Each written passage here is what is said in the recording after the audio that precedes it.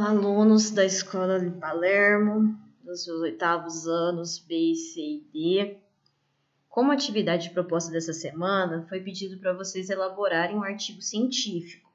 Esse artigo científico consta no caderno do aluno e está nessa habilidade, que é produzir textos voltados para a divulgação do conhecimento de dados e resultados de pesquisa, considerando o contexto de produção e as regularidades dos gêneros, em termos de suas construções composicionais e estilos.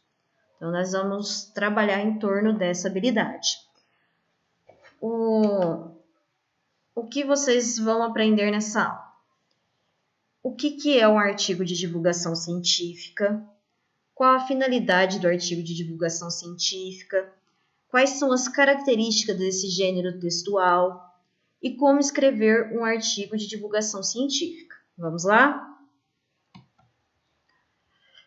Bom, primeiramente a gente tem que entender o que é o artigo, né? Para a gente ter uma noção. Isso foi muito explicado pelo CMSP, nas aulas do CMSP. Nós discutimos também algumas aulas pelo Teams.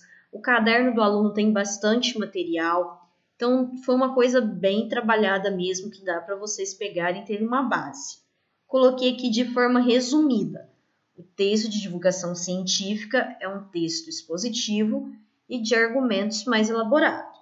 São produzidos mediante pesquisas, aprofundamentos teóricos e resultados de investigações sobre determinado tema. Então, o texto de divulgação científica, ele tem que ter uma linguagem própria. As pessoas fazem pesquisas para conseguir produzir um texto.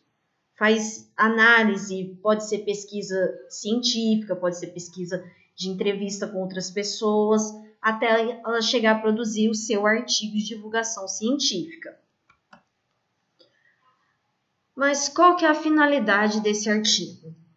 A finalidade principal de popularizar a ciência, ou seja, difundir o conhecimento científico, transmitindo assim diversas informações de valor indiscutível. A finalidade é realmente informar a população sobre alguma doença, sobre alguma coisa que está para acontecer na órbita, de qualquer finalidade, natureza, planetas, tudo que envolve a ciência. Aí eu pergunto para vocês, quais são as características desse gênero? Primeiramente, a linguagem que é utilizada tem que ser clara, objetiva e pontual. Eu não posso pegar e ficar falando uma coisa várias vezes. Eu tenho que ser muito objetivo, muito pontual no que eu quero para chamar a atenção do leitor. São evitadas as expressões populares, a linguagem coloquial, gírias e figuras de linguagem como redundância e ambiguidade. Então, não pode ter gíria, fala que você usa no WhatsApp, palavras abreviadas e ambiguidades, ou seja, frases que dê ideia a dois sentidos. Eu tenho que construir uma frase pensando em uma única hipótese de interpretação. Não posso deixar coisas para a pessoa pensar. Será que isso é científico? Será que isso não é científico? Eu não posso deixar brechas para isso. Eu tenho que ter um único sentido. A linguagem científica é muito importante. Tem vocabulário próprio de cada linguagem científica. Se for característica ao corpo humano, é um tipo de linguagem. Se for de planetários, outra linguagem. Dependendo do seu contexto, da sua pesquisa em si, você vai ter uma linguagem. O tempo verbal predominante é o presente do indicativo. Nós já tivemos aulas online sobre o Teams, estudando esse tempo verbal presente do indicativo. Mas afinal, como escrever o artigo de divulgação científica que está pedindo no caderno do aluno? Como eu devo fazer isso? Eu não sou um cientista, mas como eu posso fazer esse artigo? Primeira coisa que você tem que fazer, escolher o seu tema. Eu vou falar sobre obesidade. Eu vou falar sobre o coronavírus. Eu vou pesquisar sobre a qualidade da água. Então, eu tenho que escolher o meu tema. Em seguida, eu vou pesquisar sobre o tema. Eu vou entrar no Google e vou colocar lá informações científicas sobre obesidade, informações científicas sobre o coronavírus. Eu vou pegar e ter um repertório. Vou pesquisar, vou ler, me inteirar desse assunto, criar um conhecimento sobre o tema. Em seguida, vou ler e entender os textos pesquisados. Como eu faço isso de uma maneira mais significativa? Eu vou lendo e grifando as coisas mais importantes, vou lendo e grifando as citações mais interessantes. Isso vai fazer eu entender melhor o texto de divulgação científica. Após isso, eu vou escrever com as suas palavras sobre os textos lidos. Eu não vou escrever com as palavras que estão no texto, porque aquelas palavras que estão no texto já é de outro autor. Então, eu não posso fazer cópia. Eu não posso copiar o que está lá na internet. Eu tenho que ler e escrever com as minhas palavras sobre esses textos. Colocar, às vezes, a minha interpretação sobre isso e com as palavras científicas do texto. Você pode usar citações diretas e indiretas. Na aula do CMSP, já foi falado também sobre essas citações diretas e indiretas.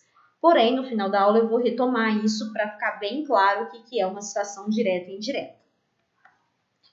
E depois, vou pegar aquela página do caderno do aluno e vou revisar o texto adequadamente, vendo as coisas que eu coloquei e o que eu não coloquei, para eu saber se o meu texto realmente está com a qualidade necessária. Em seguida, depois de revisar o meu texto, vou pegar e enviar pelo WhatsApp particular da professora. Aqui eu peguei um exemplo de artigo de divulgação científica, que saiu esses dias, o tratamento para o coronavírus, quais os progressos na busca de uma cura para a Covid-19. Achei bem interessante, nesse artigo cita-se vários tratamentos que já estão sendo feitos, a eficácia de cada um. Achei bem interessante esse artigo.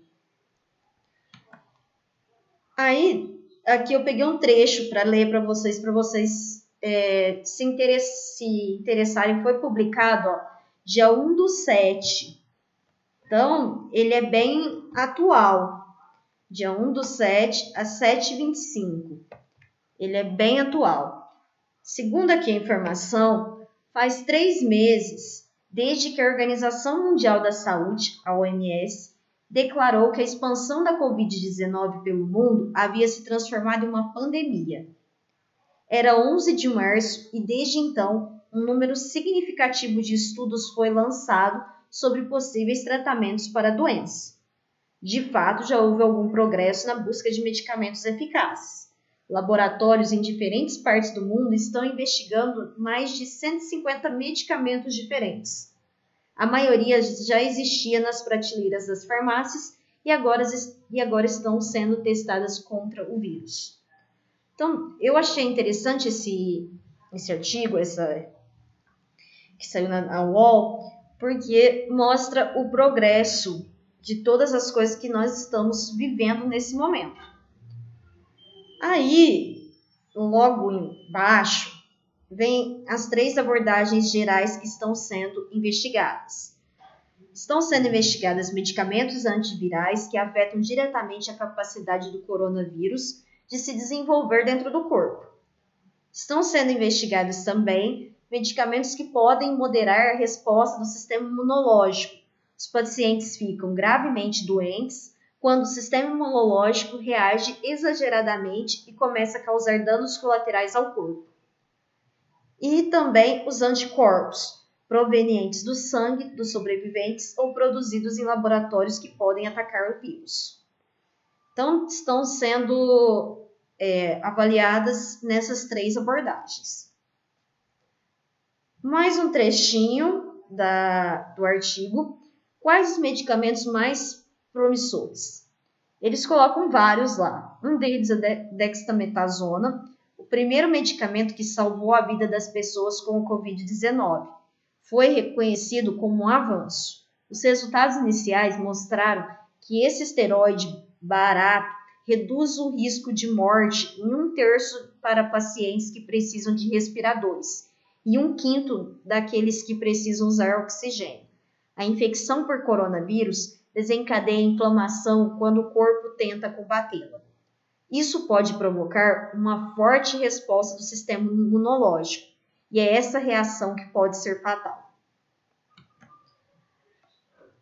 Mais um trechinho aqui, outro medicamento, Remdesivir. Os ensaios clínicos de Remdesivir, um medicamento antiviral originalmente desenvolvido para tratar o vírus Ebola, também se mostram bastante promissores.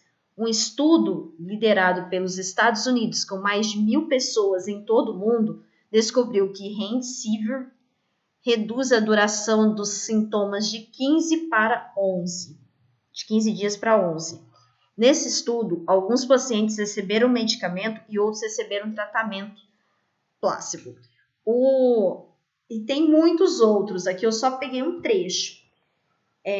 Eu retirei desse site aqui da UOL, nesse link, e a minha data de acesso foi dia 5, que eu preparei essa aula para vocês. Se vocês forem lá nesse link, vocês vão ver vários, mas vários mesmo. Ah, professor, como que eu vou achar? É só eu pegar o título, quer ver? O título aqui, ó. Tratamento para o coronavírus, quais os progressos na busca de uma cura para o Covid-19, colocar o UOL, que vocês vão achar esse texto. Aqui, ó, vamos ver as marcas da linguagem científica. Começa aqui, ó, com a Organização Mundial da Saúde. A Covid-19. Pandemia. O que mais que tem em linguagem científica, ó? Laboratórios. 150 medicamentos. Aqui nesse outro slide aqui, medicamentos antivirais, medicamentos, sistema imunológico, tudo isso envolve linguagem científica, ó. Danos colaterais, anticorpos, laboratório,